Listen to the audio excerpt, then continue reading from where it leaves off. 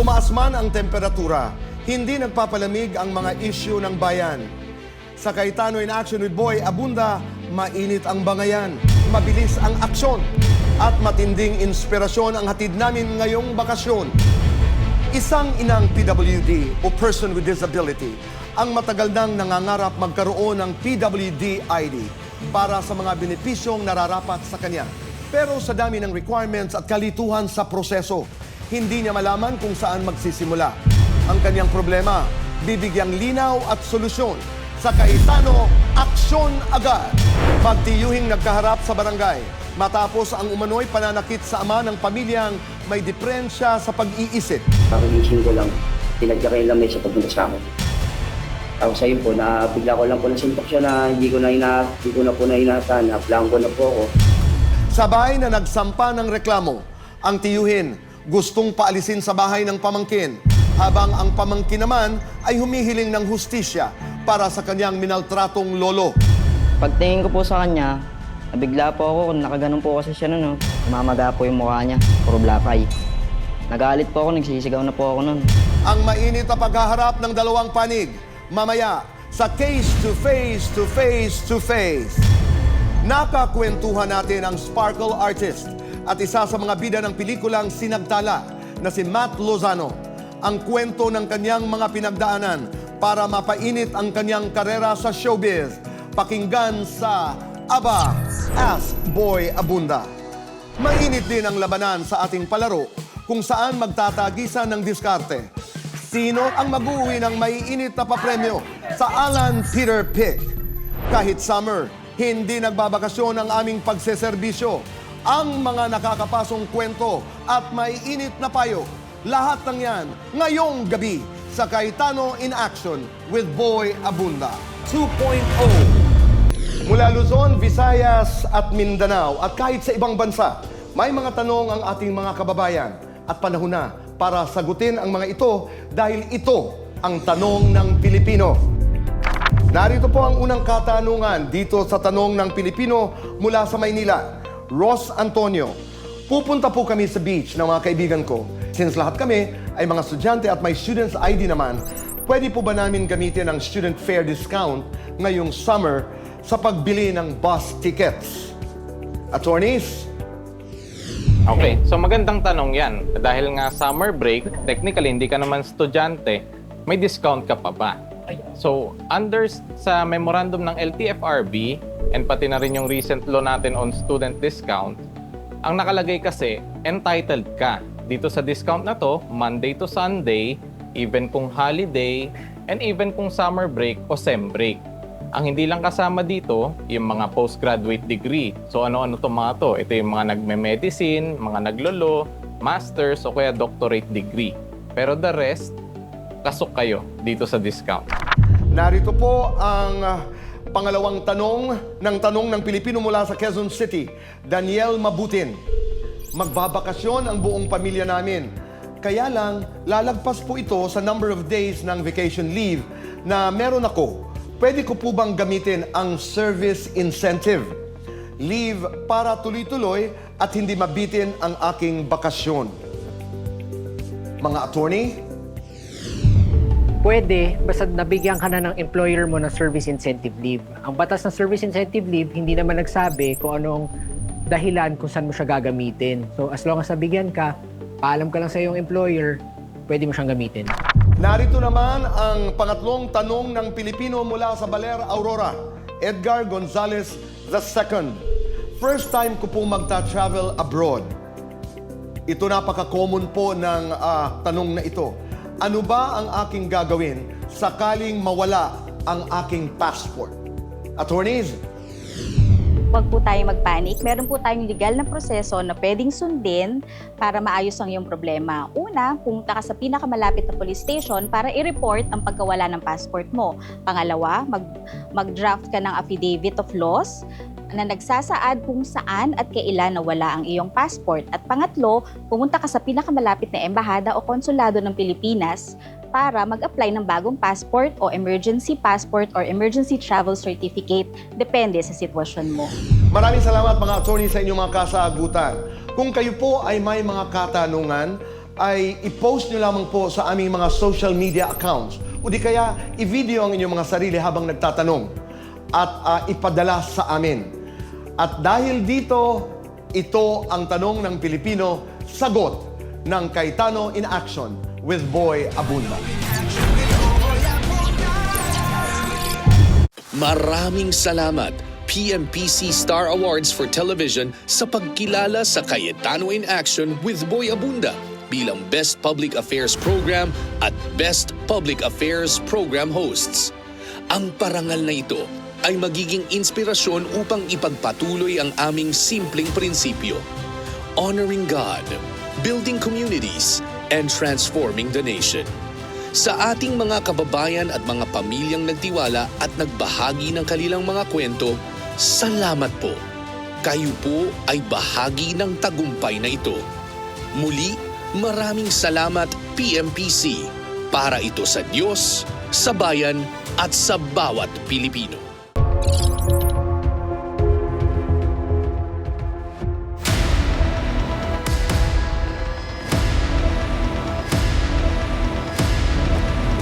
Edward, ano ang iyong reklamo? Anong iyong kwento? Makikinig kami.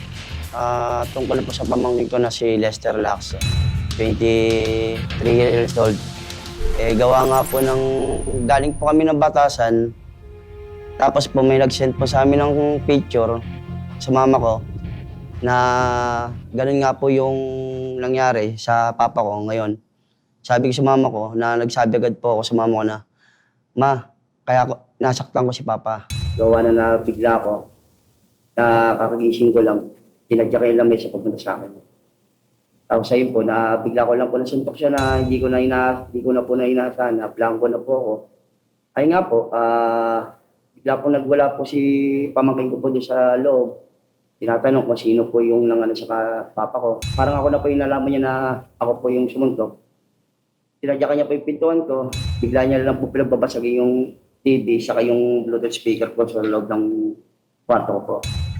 Asay na po, pag-uwi po namin, sabi ko mas maganda, pumunta muna tayo sa barangay o sa pulis para makakuha tayong responde, para makuha si Lester, para makapag-usap sa barangay.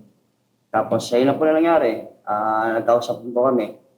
Tapos nalaman ko po na may nagbabanta po sa akin na papatayin niya po ako. Yung may dala po ito samurai, hindi na po niya daw alam kung ano magagawa niya sa akin. Saan ka nakakuha ng samurai? Samurai niya po yun sa taas eh. Ano ang ginagawa niyo ng mama mo sa Batasan? O nung pinadalhan kayo ng litrato na galit si Lester? Ano po, galing po kami ng Batasan po sa payout po para po sa papa ko, sa panggamutan niya. Madalas ba yung inyong alitan ng tatay mo? Madalas po. Madalas. Opo. Hindi yun ang unang pagkakataon na nasaktan mo ang tatay? Sabihin po natin mga pangalawa na po. Hindi katulad ng mga kwento na naririnig namin na ilang beses nang di umano'y nasasaktan mo ang tatay dahil parati kang minumura o kaya nagtatapon, nagagalit. Opo, parang pangalawang beses na po. Okay. Pero alam mong may sakit ang tatay? Opo. Bakit ba niya sinasaktan yung lola mo, yung tatay niya? Nabingaw po siya, parang narindi po siya. Alam mo ba, Edward, kung bakit ganoon ang trato ng tatay mo sa'yo? Hindi ko po alam po. Hindi mo alam kung ano ang dahilan. Opo. Pero napipikon ka ba pag sinasabi ng tatay na baka ikay merong sexual na relasyon sa nanay mo? Doon po ako nasasaktan lagi po eh. Lagi pong kung ano yung sinasabi sa amin magang nanay. Sasabihin niya po, dahil nga naman sa taas. Nag-ano na naman kayo. Tapos magbumura po siya na magbumura. Hanggang nangyari po yung mama ko na rin po, nagagalit na rin po sa kanya. Tapos napakasakit po. Minsan umiyak po ako sa loob ng kwarto kung ano yung nangyayari sa buhay namin. Sinubukan mo ba magpaliwanag sa tatay na ganito ang totoo, ganito ka nakakasakit sa iyong mga sinasabi? Hindi ko po magawa dahil gawa nga po ng pag nilapitan mo agad-agad po siya magbumura kung ano po siya sa bisyo, para mo ka na dito. Saka hindi ka namin tunay na anak, inampon ka lang namin, binigay mo sa amin ng kita mo. Ganun po ako nasasaktan eh. Sumasagot ka? Opo, sumasagot po ako. Pag alam ko naman po na edad po ako, pag pinagbumura niya po, bumurahin ko rin po na bumurahin. Tapos bisa po, pag wala naman akong aalis na lang po ako. Tapos, baliwalain ko lang yung sinabi. Kasi magpagpasok na naman, gano'n na naman po. Kaya araw-araw po, ganyan po ang buhay namin. May trabaho ka ngayon. Ano lang po ako, oraw-araw po ako eh. Contraction po. Si Lester, ano ang iyong relasyon sa iyong pamangkin? Alam ko anak siya ng nakakatandang kapatid mo, pero ngayon lang ba kayo nagkagalit o mula magkagalit na kayo? Ito lang rin po. Dahil nga po napabayaan nila yung bahay ng ganun lang. Oo. Naging parang lunggahan na ng kahit sinong tao. Kilala ba si Lester ng iyong tatay, Opo. ni Papa Rex? Ay siya po parang tinuturing na parang laki. At so, nakikita mo yung pagmamahal ng iyong ama sa kanyang apo Opo. Na parang hindi ko nakikita sa kanya. Hindi ko nakikita. na hindi mo naramdaman na pagtrato niya sa iyo. Okay. Pero naiintindihan mo kung bakit galit na galit sa iyo si Lester. Sabi ni Lester, nagagalit siya sa iyo dahil sinaktan mo yung kinikilala niyang ama na walang kalaban-laban. Alam mo yon? Alam ko naman po yun kasi gawa nga lang po na nabigla lang po ako talaga eh. Kaya pagsisiyan ko naman po agad yun. Kaya nga po sinabi ko po sa mama ko na agad ba? Ganito nangyari. So si Lester, pagkatapos ng nangyaring yun yung sinasabi nila nagbantay, may samurai, at pinagbantaan ka. Sinubukan ng barangay na kayo pag-usapin pero wala pa rin nangyayari. May nangyari naman po usapan, kaso nga lang, hindi na lang po kami napapasya, hindi po kami nagkikibuhan. Pero sa isang bahay pa rin kayo nakatira.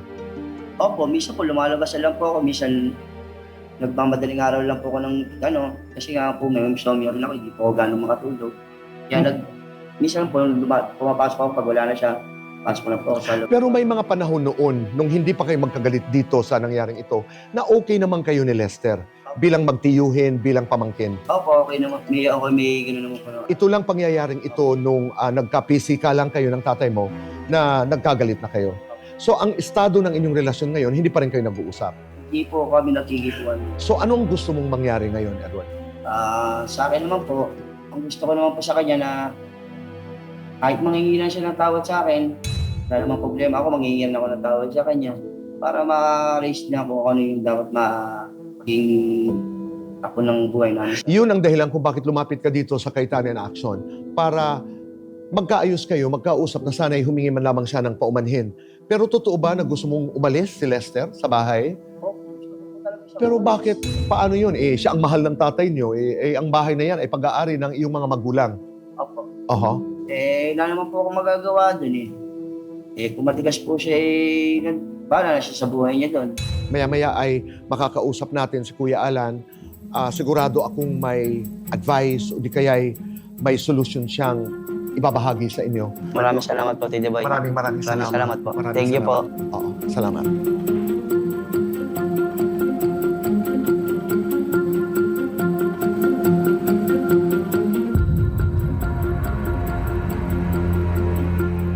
Hindi naman pala pagpapaalis ang May kanyang niya concern. goal. Apo. Ang goal niya is mag-apologize. Opo. That's what I heard, di ba? Ang sinasabi kasi nitong si Lester, selos na selos daw sa kanya talaga tong tipo niya. Kasi ito. yung pagmamahal na dapat is nasa Na imbis na kanya, ibibigay napunta sa doon kanya. kay Lester. Okay. And then? Kasi okay naman daw yung magtatay nung nakulong na DSWD din kasi tong si Lester. Aha. Tapos nung dumayo yung tatay, si Tito, nung nagkita sila nung ni tatay, okay yung dalawa. Pero tinanong namin si Lester tungkol dun sa kung may nangyayari nga dun sa tito niya saka sa lola niya. Wala daw na naman daw. Ano naman? So bakit lumabas yung pag-uusap na yun? Kasi daw meron na daw tama talaga sa utak yung lola. No. Okay. Na-stroke daw kasi. Halika, pasok natin. Okay. Hello po, Tito Boy. Maraming salamat, Lester, sa pagpunta mo dito sa Kaitanen Action. Ilang taong ka na? 20 po. Lester, ay narinig mo yung salaysay ng iyong tiyuhin si Edward. Ano ba ang kwento mo? Nung pag-uwi ko po noon, Tito Boy, nagulat po ako, matutulog na po sana ako. Patay po yung ilaw noon eh. Pagpasok ko po, nangingi po sa akin yung tatay ko ng sigarilyo. Fights daw po siya. Si Papa Rex? Apo. Oo. Pagtingin ko po sa kanya, nabigla po ako, nakaganon po kasi siya noon. Tumamaga po yung mukha niya, puro black eye. Nagalit po ako, nagsisigaw na po ako noon. Sabi ko, sino gumawa sa inyo pa? Naisip ko agad po si Kuya Edward. Ngayon kumuha po ako ng patalim po na kutsilyo. Hinahanap ko po siya sa labas, wala siya sa labas. Naisip ko po baka po nasa taas siya ng bahay namin. Nanakbo po ako doon, sinipa ko po agad yung pinto niya. Bay, hinahanap ko po agad yung samurai niya. Ayun po, pinagtataga meron ko po. siyang samurai? Opo. Bakit merong samurai si... Hindi ko po Kuya alam Edward. Pero may samurai ka daw. Totoo ba yun? Wala po. Sa daw yung Sabi niya samurai. sa'yo. Ay, yung itak po yun. So pumunta ka sa kwarto niya and then... Ayun po, pinagano ko po yung mga gamit niya, yung flat screen na TV, tinaga ko po yun. Tapos pinagtataob ko po lahat ng gamit niya kasi di ko po siya makita, galit na galit. Bakit mo ginawa yun? Siyempre, mahal na mahal ko po yung tatay ko, Tito Boy. Oo. Tapos may kita ko pong may ganun siya sa mukha. Galit na galit po talaga ako nun. And then, ano ang nangyari? Ayun po, naghintay po ako dun sa kanya, umuwi. Nahanap ko po siya sa labas. Nagubad na rin po ako ng damit nun, talagang pag nakita ko po siya, anuin ko po siya talaga nun eh. Nantay ko po siya umuwi. Bay, pinakausap sa akin sa video call. Sabi ko, huwag kang uuwi dito. Talagang may mangyari sa'yo masama. Sino ang tumawag? Asawa po ng kapatid ni Papa Rick, yung isa ko pong lolo. Kasama ni Edward noon, ang lola mo. Apo, sa Batasan po. Sa Batasan, kung saan kinokolekta nila yung pambili daw ng gamot para sa papa nyo. Anong sinabi mo sa kanila? Sabi ko po, ma, huwag mong papauwiin dito yan. Papatayin ko talaga yan pag nakita ko dito yan. Kasi nakabang na po ako nun sa gate eh. Gigil na po ako sa kanya nun eh. Okay. Biglang maya-maya po may dumating, pulis na po yung dumating. Hindi siya. Nandun na pala siya sa barangay. Tinago ko po agad yung yung samurai. Sabay sinama po ako ng mga pulis sa barangay. Nagkaharap kayo doon. Ano ang inyong napag-usapan? Ano ang inyong napagkasunduan? Wala, sabi ko, ba't niya ginawa yung mga ganon? Anong sabi niya? Sabi niya, nanggigilan daw po siya. Sabi ni Kuya Edward ay nagdilim ang kanyang paningin dahil tinadyakan ng lolo ng papa mo ang mesa at pinagmumura siya. Totoo ba yung kanyang salaysay? Apo, totoo po yun, ganun po talaga si Papa Rick. Kaso po talagang pag sinaktan po yung lolo ko, nagagalit po talaga ako eh. Kinakampihan ko po yun kahit mali yun. Oo. Ganun ko po yun kamali. Totoo naman po yun. Siyempre, magkasama kayo sa bahay ni Edward, di ba? Paano ang inyong relasyon? Di po kami nagkikibuan. Pero napakadelikado naman nun. Baka may mangyari na naman. Hindi po kasi nandun na rin po yung papa ko, si Papa Eugene. Okay. Doon po ako nakikinig minsan eh, Papa Eugene. Importante na may pinakikinggan. Palagay mo ba may selos ang Kuya Edward na anak ng lolo mo dahil sobrang mahal ka ni Papa Rick? Opo, selos na selos po sa akin yun. Kasi mas mahal po ako sa kanya eh. At palagay mo yun ang dahilan kung bakit hindi kayo nagkakasundo. Opo. Ano ang gusto mong mangyari, Lester?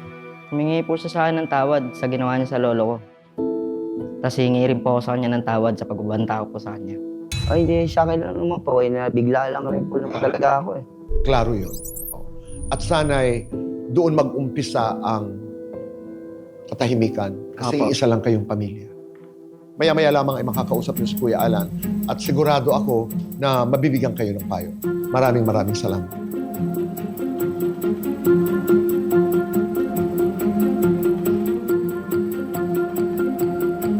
Palagay ko maaayos naman. Opo, Tito. Tito, Pareho sila ng gusto eh. yes po. At saka feeling ko, Tito, parang isolated incident lang yung Oo. yung Ang nangyari na dito. nagdilim yung paningin niya dahil daw Napuno. natamaan siya nung mesang. At hindi itinatatwa ika nga ng batang ito ni Lester na ito ang totoo. Basta ako nagawa ko dahil sobrang mahal ko ang lolo ko. At hindi rin siya naninira yung sinasabing may relasyon yung mag-ina. Oo, Hindi eh. po totoo yun. Opo. Kay Pati yung tatay ni Lester sinasabi nakikipag-appeal din doon sa nanay nila. So hindi lang kay Edward binibinta. Okay. Tingnan natin kung anong magaganap pag nakausap na sila ni Kuya Alan. Edward, magandang gabi sa'yo. Magandang gabi po. Lester, magandang gabi sa'yo.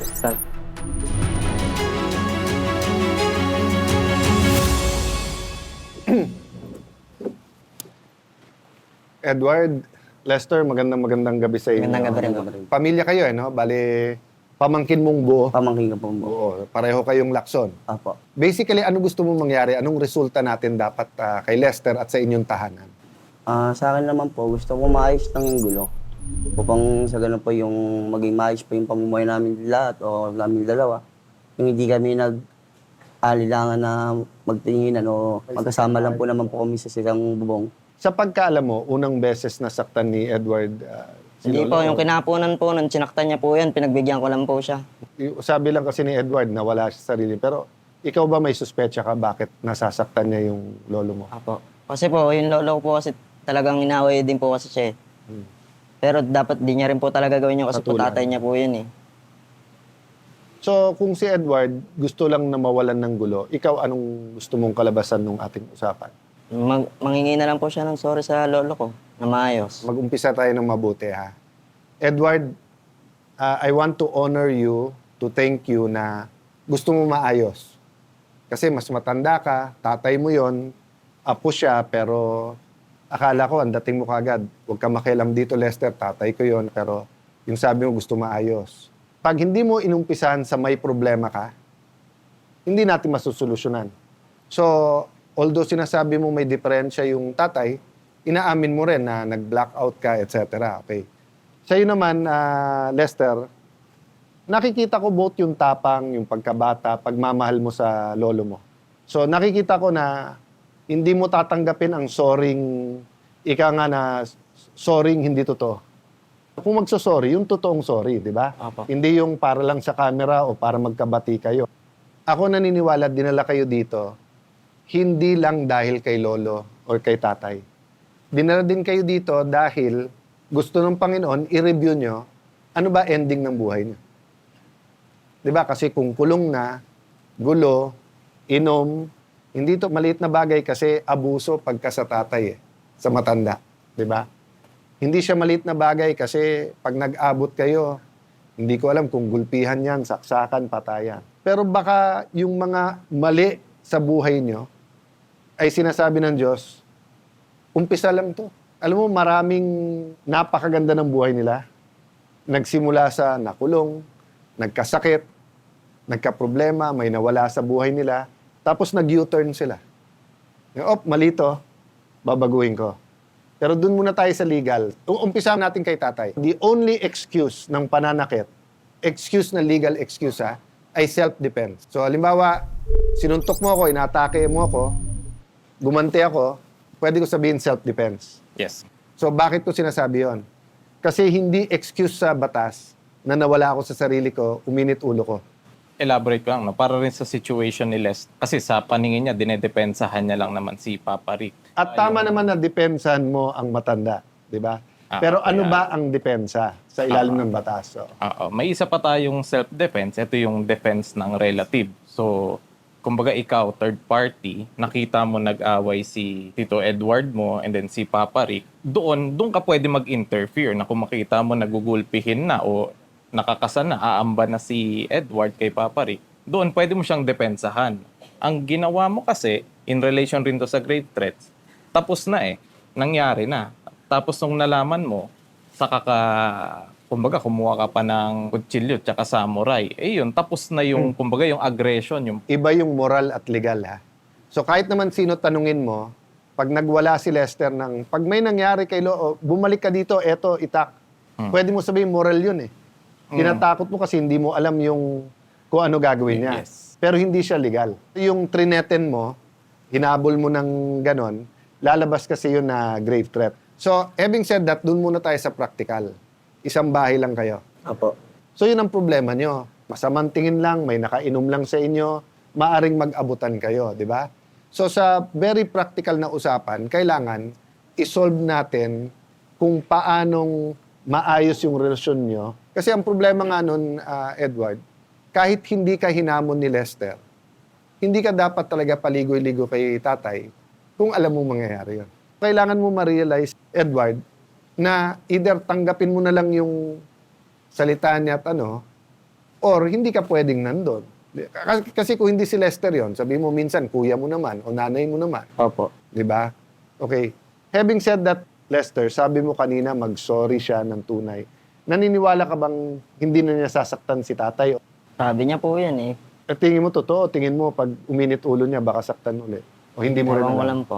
Ikaw, Edward, confident ka sa sarili mo na hindi mo nasasaktan sa... Mapagsasalitahan ko ng Konti lang po. So ikaw ba, Lester, willing kang bigyan ng pagkakataon si Edward? Pero ikaw naman, Lester, halimbawa lang, inabot mo siya nung gabing yon. Kung lumaban siya, malamang naitak mo siya. Kung naitak mo siya o nasamuray mo, malamang wala ka dito ngayon. Malamang nakakulong ka. So ayokong mangyari sa iyo. Nakatapos ka ba? Ano lang po, grade 6. Sa TESDA, wala kang hilig? Anong hilig mo? Technician po. Mga speaker. Electronics. Kung pag-aaralin kita sa TESDA, let's say 6 months, may allowance. Kaya mong walang inom? Opo. Kasi kung kaya mo yung magkamayan tayong tatlo, subok lang. Kasi ako naniniwalang may mga taong, kumbaga naligaw, so kailangan mo lang ng tutulong. So, anong masasabi ni Edward ngayon para bigyan mo siya ng pagkakataon? Hingi po siyang tawad. Kay tatay? Opo. So, ikaw ng tatay mo naman yun eh. Opo. So, willing ka naman mag-sorry sa tatay mo. Nag-sorry na po ako yung pagka-balik po namin. Iyakap ko yung papa ko, sabay umiyak po ako. Nabi ko na, pasensya na, nagawa ko lang dahil nabigla ako. So, kailangan mo i-expect yung unexpected. Ibig sabihin, may code ka na sa sarili mo. Kahit pag nainis ka na, ganunin mo kamay mo, lumabas ka na ng kwarto. Kasi kung hindi, tao ka din lang eh. So, pero yung nga sabi ko, no, sa batas ng tao at sa batas ni Lester, walang dahilan pag hindi sinaktan mo si tatay. Di ba? Ang dating pa rin sa kanya, ikaw naman ang bata, ikaw naman ang nakakapag-isip ng mabuti, huwag mong gagalawin, di ba? So, ikaw naman, anong gusto mong sabihin o gusto mong marinig kay Lester? Gusto ko lang siyang mangingi ng sorry sa akin, gawa ng yung ginawa niya sa gamit ko, pinagbabasag niya. Para maging maayos lang, pamumuhay namin dalawa o pamumuhay namin sa buong bahay. Kaya mo ba yun, Lester? Sige, kausapin mo si... Edward, pasensya ka na. Sa nagawa ko sa mga gamit mo, tsaka sa pagbabanta ko sa'yo. Sobrang galit ka lang talaga yun. Sa akin, wala namang problema yun. Ang gusto ko maging maayos tayo dahil gawa ng isang pamilya na tayo. Pasensya ka na rin sa nagawa ko sa'yo.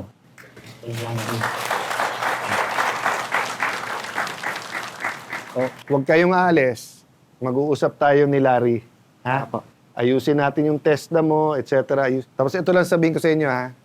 Huwag kayong susuko sa sarili nyo dahil buhay nyo to eh. Thank you, Edward. Salamat po. Gusto ko talaga 2-3 months from now, maging guest namin kayo ulit at makita na yung problema naging oportunidad. Ha? So magbabalik po ang Cayetano in Action with Boy Abunda.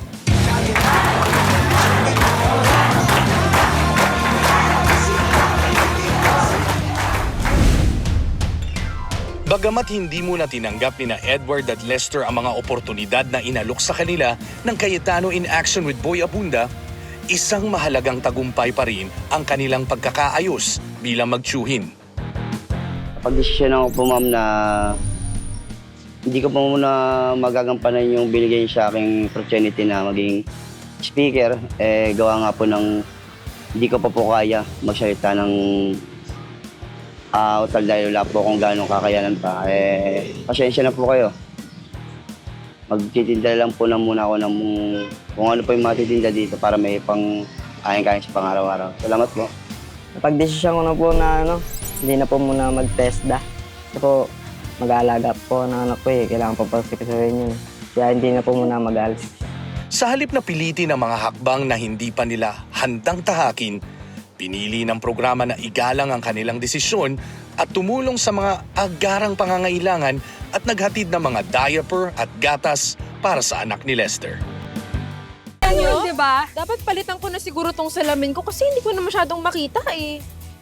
Malabo ba ka mong mata? Blessing yan. Pwede ka nang mag-apply ng PWD ID eh. Hoy, wait lang ah.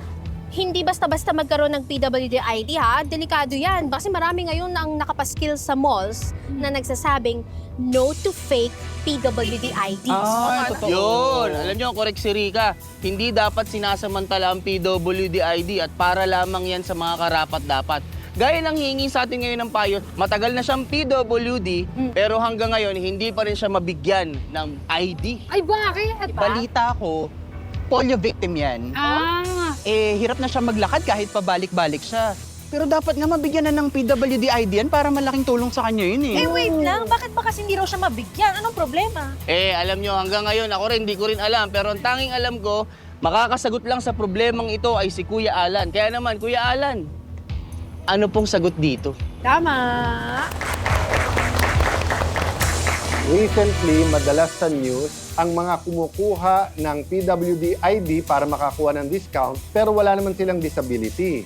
Napag-alaman naman natin na marami din ang nahihirapan naman na kumuha ng card pero sila talaga ay may disability. So nagpapasalamat tayo sa ating bisita ngayon, si Maria Luz Ocampo. Welcome, Maria. Kwento mo naman yung naging problema mo. Sa tagal po na panahon, nag-decide po akong kumuha ng PWD ID para sa mga discounts at saka sa mga advantage din po ng PWD ID. So first time mo to kumuha? Opo. So dati hindi mo muna Hindi po, wala po sa nasikaso? isip kong kumuha noon. Humingi na po ako sa barangay ng mga requirements para sa PWD ID po. Kinumply ko naman po lahat yon. Yung pinaka nahirapan lang po ako pagkuha po ng medical certificate po. Kasi ang disability mo ay Polio po. dala ng Apo. sakit ng polio. Apo. Plano ko po sana, kukuha na lang ako ng certificate sa private clinic. Ang nangyari po, nirecommend po ako na kumuha sa public hospital like sa Osmaka po. So, nung pumunta na po ako, binigyan na po ako ng appointment. Then afterwards, sinabi ko po na, Doktora, hingi lang po ako ng medical certificate para sa requirements for PWD ID. Pumunta pa po siya sa labas, sabi, parang hindi kami nagbibigay ng ganyan. Ang medyo sumama lang ang loob ko kasi sabi niya, better kung pumunta ka na lang ng St. Luke's, ganun. Sa isip ko, sabi ko, Doktora naman, private hospital po yun. Kasi hindi ko naman po kayang bayad sa mga ganong hospital. At that point, naisip mo nang sumuko at wag nang kumuha? Hindi na or- nga po, sabi ko, sige na nga, hindi na nga ako kukuha, sabi ko gano'n. So habang po nagbabrowse ako sa Facebook, nakita ko nga po na, mag-message kaya ako sa CIA. Marami nga po akong pinag-message yan eh. Ito nga lang po yung nag-reply. Bali, may tumawag po sa akin. Tutulungan nga raw po ako. So hanggang sa last week lang po, sinamahan na po ako direkta sa ng mga PWD. And nakuha mo naman kaagad? Opo, Sige. agad. Explain natin na maganda para makita nila na may proseso, may karapatan ka, at hindi ito palakasan lang, ha? So, unang-una, sumasama ang loob ko para sa'yo. Kasi may classmate din ako, blackmate ko rin sa college na nagka-polio din. And of course, maraming tanong di ba? Kasi may bakuna, tapos yung parang feel so bad na nangyari na sa'yo. And then katulad mo, na hindi mo mang kinuha kaagad yung card, pero nung gusto mong kunin, syempre, pag in-expect mo kahit anong government hospital, i-expect mo alam nila, especially kung binigyan ka ng appointment at sinabi mo. So number one, siguro lesson to sa mga government hospital, LGU man or national, pag sinabi na sa'yo yung purpose, so like what OSMAC would have done is either call you na huwag ka na magpa-appointment kasi hindi kami nagbibigay, or pagdating doon, sinabi sa'yo, this is Ayun what we nga can po. do, but of course, we appreciate yung doktora na chinek up ka at nagtanong pa, di ba? Opo. Okay. So there are several laws that help protect, encourages the welfare ng persons with disability. Yes. Ngayon, meron kasi tayong National Council on disabilities, di ba? Sa National Council po, nagkaroon po sila ng order taking into consideration yung Magna Carta that deals with persons with disability. So Magna Carta, parang yung basic rights mo. Na sinasabi dito, na kapag ka-apparent, ibig sabihin, isang tingin kita mo na, ay pwede kang dumiretso nga dun sa LGU, sa issuing officer, sa opisina ng LGU dealing with persons with disability para ibigay na. Precisely na tama yung National Council, sapagkat bakit mo pahihirapan pa, alam mo nang may disability at unang tingin mo lang. Pero kung hindi apparent, then you can either go to a specialist na siya ang magsacertify para pagdating mo nga dun sa LGU, kita nila yung specialista na yan. Kasi nga, kailangan specialista kasi nga gusto natin siguraduhin na may disability talaga. Secondly, you can go to regional or municipal city health offices kung saan authorized sila. Or yung pag-private, tinatawag na recognized medical institutions. So just because it's private, hindi ibig sabihin na recognize siya. So I'm happy you got it, and kung ano pa matutulong namin, don't hesitate. But sa akin lang, akmang-akma na pag-usapan natin to. Kasi pakiusap lang sa ating kababayan, di ba? Alam natin mahirap ang buhay. Pero kung hindi ka naman senior, kukuha ka ng senior card. Hindi ka naman PWD, kukuha ka ng card para sa discount. Kawawa po yung talagang nangangailangan. Yun nga po. At kawawa din po yung nagnenegosyo lang. So, natutuwa naman ako na na-solve at natutuwa naman ako na sumasagot kami sa social media, no? So, I wish you the best. And as I said, no, marami pa tayong ibang services. So, sana you keep in touch and let us know kung may matutulong pa kami. Opo, maraming salamat po kay God bless you, Ate. Marie. Thank you. Nagbabalik ang Cayetano in Action with Boy Abunda.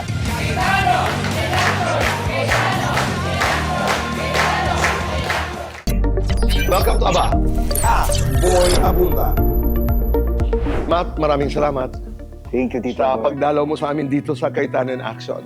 Thank you po. And congratulations. Salamat. Dahil kasalukuyan pong palabas na ang Sinagtala, kung saan isa po sa mga bituin ay si Matt Lozano. Sinagtala. Banda ko. Pamilya ko. Ano sa tingin niyo yung purpose niyo sa buhay? Why is this film very special to you? Nung nakuha kasi ako dito sa pelikula to, I auditioned. And nung ginampanan ko yung character ko, medyo malayo siya sa totoong ako. Kasi part ng LGBT yung character ko dito. But very special sa akin kasi nakarelate ako dun sa character ni Isko. Because he's a musician and being silent sa nararamdaman. Kasi minsan, dito ba ako, gusto ko minsan kinikimkim ko yung hinanakit ko. And nabibigay ko yung emosyon na yun through music. So yun yung sobrang similarity namin dalawa ng character ko. Kaya napaka-special sa akin ito kasi this is acting and music. Dalawang passion ko, pinagsama sa isang project. Pero Matt, punta muna ako, bago ko puntahan si Matt Lozano, puntahan ko muna si Isko. So, he is a gay musician. Kasalukuyan palabas na po ito. May nagsabi sa akin, one of the most touching moments of the film ay eksena mo.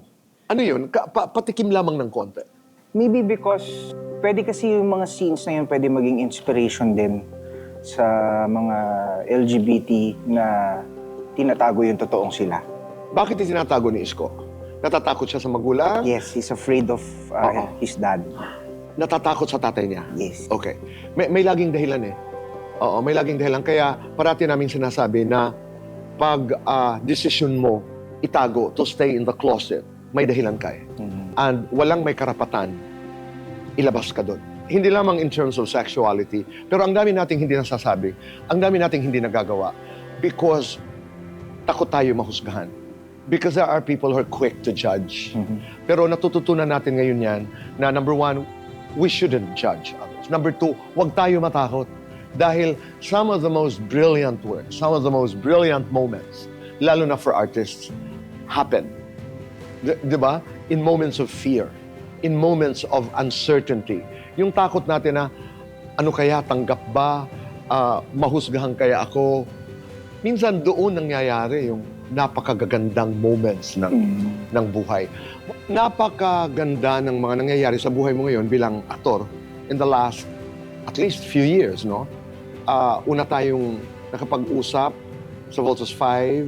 I'm truly proud of a lot of your work. When you were younger, I mean, when you were about to start on a musical career, what was the song of your life? I want to go to your original songs, eh. I want to go to, yun nga, yung Liham. And I want to go to Kwarto. I don't know kung ano ang dahilan. Hindi ko alam kung anong dahilan.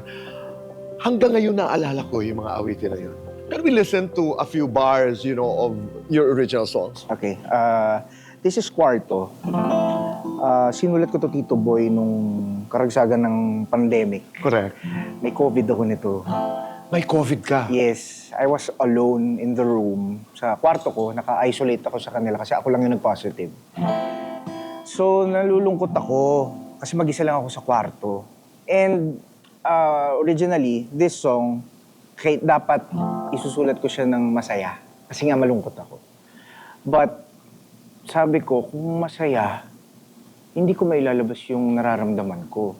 But this is a love song, pero sinulat ko to ng hindi naman siya about my personal experience. Oo. Parang gusto ko lang mag-senti nung time na yun. This is Kwarto.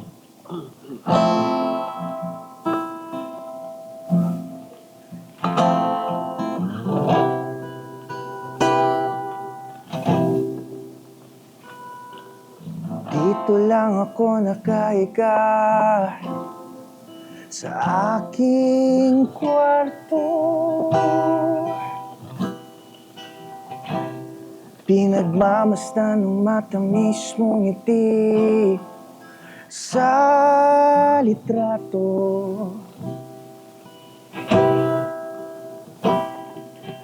Bawat kilig na nadarama ay mula sa'yo. Pagtingin sa relo, umaga na,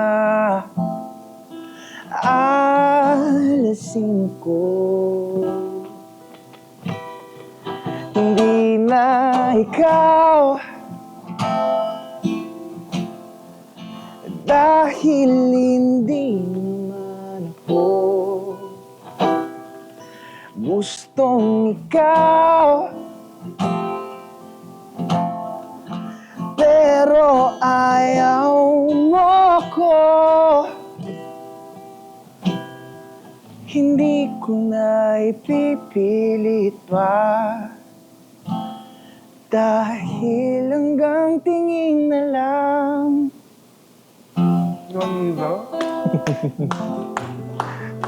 Pero Matt, sana'y magkaroon pa tayo ng pagkakataon makapagkwentuhan because what a journey it has been.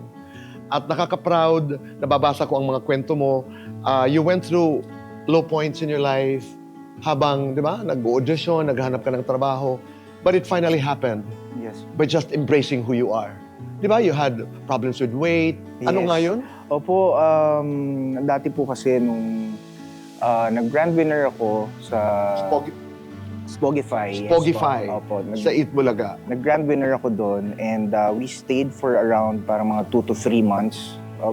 Nagpa-perform kami every day sa Eat Bulaga and then bigla na lang kami nawala. So nung time po na yun, talagang feeling ko kasi yun, na-depress ako kasi nag-audition ako, lang na kumukuha sa akin tapos yun nga, nag-gain ako ng weight and parang sumuko na ako. Feeling ko, Tito Boy, hindi para sa akin yung show business. Oh. Baka kaya ako pinipigilan ng mama ko dati kasi baka talagang hindi siya para sa akin. I started singing again. Tapos tumutugtog po ako ng 30 songs a night sa halos lahat po ng bars around Quezon City. So, yun po yung bumuhay sa akin ng 4 years until Voltes 5 happened. Wow. Di ba? At hindi mo na naririnig na kinakailangan magpapayat ka. Opo. Di ba? Ngayon, meron kang pelikulang panunuorin namin, ang Sinagtala. Imbitahan mo ang lahat, Matt. Let's go, let's go, let's go, let's roll! Yan, hello po sa inyo lahat. Iniimbitahan ko po kayo na panoorin at suportahan po natin ang pelikulang Sinagtala.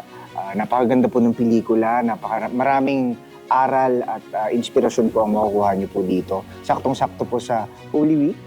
And yun po, suportahan po natin Sinagtala. Matt, maraming salamat. Thank you, Tito Boy. God bless you. Sana po ipanoorin ho natin ang Sinagtala. You can watch this film anywhere in the country, in theaters around the country. Napakagandang pelikula po. Starring Matt Lozano, kasama po si Glyza De Castro. Ako na talagang nagtulaga. Arce Munoz, Rian Ramos, Raver Cruz. Directed by Sir Mike Sandejas. Maraming salamat po. Magbabalik ang Kaitanen Action with Boy Abunda.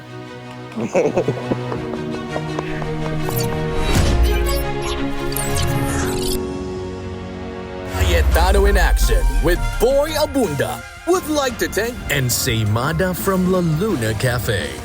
Come home to a delicious tradition. We're located at 103 ML Quezon Avenue, Hagonoy, Taguig. 7. Visit at B6, Bonifacio High Street, BGC, Taguig. Oh! Nandito na tayo sa pinakamasayang bahagi ng ating programa.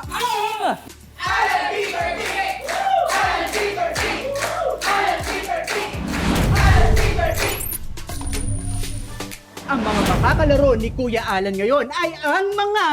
Street Sweepers! Yes! Street Vloggers!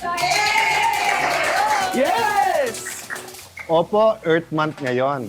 'Di ba, bata pa lang tayo, tinuturuan na tayo kung anong ating itatanim, yan ang ating aanihin, 'di ba? Tayo po lahat ay stewards. Hindi atin ang mundong ito. 'Di ba? Bigay ng Panginoon to, alagaan po natin, no? Kaya konting kasiyahan, street sweepers versus tree planters. Sino contestants natin? Magandang tanong. Ang mga may hawak lang ng CIA Lucky Card ang magkakaroon ng tsansang makalaro at makalaban si Kuya Alan. Malalaman natin yan kapag tinignan natin ang ilalim ng inyong mga upuan. Kaya naman, tignan nyo na!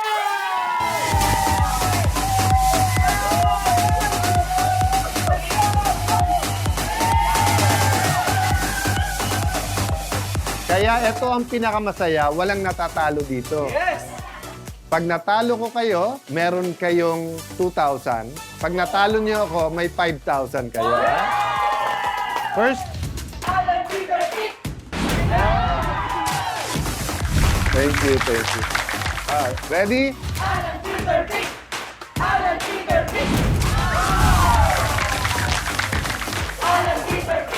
Okay. Ready?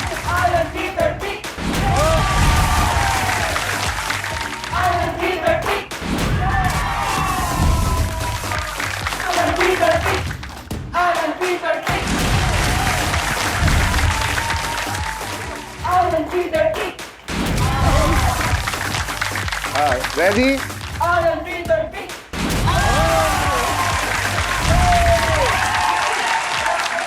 Ready?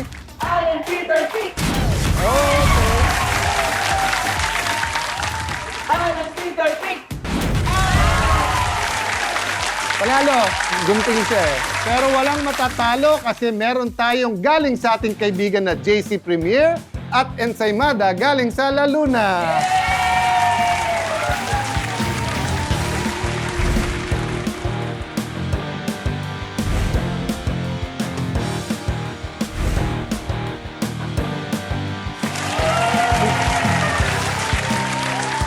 Sa unang tingin pa lang, dalawa ang matututunan natin sa pamilyang Lacson. Yung pong magandang kinabukasan, pangarap, pakonti-konti na wala at nauulit. Nangyari kay Edward sa kanyang kuya, tapos nangyayari kay Lester. No? Pangalawa po, nakitang-kita po, pag wala pong nirerespeto ama o ina ng tahanan, na kaya pong kausapin lahat sa pamilya, lumalala ang problema. Naintindihan man ng ina ni Edward yung nangyari sa kanila, hindi sila makapag-intindihan ng kanyang tatay, pero si Lester papasok at proprotektahan ang kanyang lolo. Buti hindi sila nag-abot. So natutuwa kami na naging bahagi kami ng solusyon sa Lacson family, pero napakarami pang ganitong kaso sa buong Pilipinas. Maraming salamat po sa inyong pagsama muli sa amin ngayong gabi. Sana ay mapanood po natin ang pelikulang Sinagtala. It's a very special film. Hindi lamang po yung aral, but it's a fun movie at sigurado po akong aantig po sa ating mga puso. Katulad po nung sinabi ni Matt, na uunawaan ko yung sinasabi ng mga magulang, hindi lahat, na nasa celebrity business. Kung ako masusunod, ayokong mag-artista ang aking anak. Dahil ayokong maranasan niya yung pain na pinagdaanan namin. I totally understand that. What's also inspiring about Matt's story is ang dami niyang rejections. Nanalo ho yan, grand winner ng Spogify sa Eat Bulaga. Tapos hindi nakakakuha ng trabaho, nalungkot, kumain, gained weight. Only for him to find out that when he gained weight and when he started to embrace who he was and who he is, jobs started to come in. Sabi nga niya sa akin, Tito, hindi na ako kinakailangan magpapayat. Meron palang mga papel na para sa akin. And I'm just so happy for Matt. Sino ang sinagtala natin sa ating buhay? Ako, sabi ko nga, in life and in death, my mother remains to be my compass. Siya ang aking sinagtala. So, sino kaya ang inyong sinagtala? Magandang tanong ho yan, pag-isipan niyo po. So kung may matutulong po kami, mag-message kayo sa social media. Karangalan po, trabaho po namin sa CIA with DA na maging lingkod ninyo, lalo ng inyong pamilya. So salamat sa inyong lahat. Bago po kami magpaalam, gusto po namin buong puso muli magpasalamat sa Philippine Movie Press Club Star Awards. Maraming salamat. We honor you. God bless you. Salamat po sa binigay niyong Best Public Affairs Program which we share with another program of Billionario and Miss Pinky Webb. And thank you very much for the award ng Best Public Affairs Program Host. Alam niyo po, yung mga awards na to nagsisilbing inspirasyon. So, lalo tayong magsisikap, di ba? Lalo tayong magsisikap. Madalas po niyo napanood ang aking ama sa programang Kumpanyero y Kumpanyera. At parati po niyang inuulit-ulit sabihin sa atin, huwag magpaapi, alamin ang batas. Gusto ko pong dagdagan yon na kung may legal na kaalaman, mas mailalaban ang ating karapatan. Maraming salamat muli for choosing to be with us tonight. At katulad nga po ng sinasabi ko parati, doon lagi tayo sa tama. Dahil sa batas, wala tayong kawala. Kita-kita tayo muli next week. Parehong oras, dito lamang po sa GMA7 at dito lamang po sa Cayetano in Action with Boy Abunda.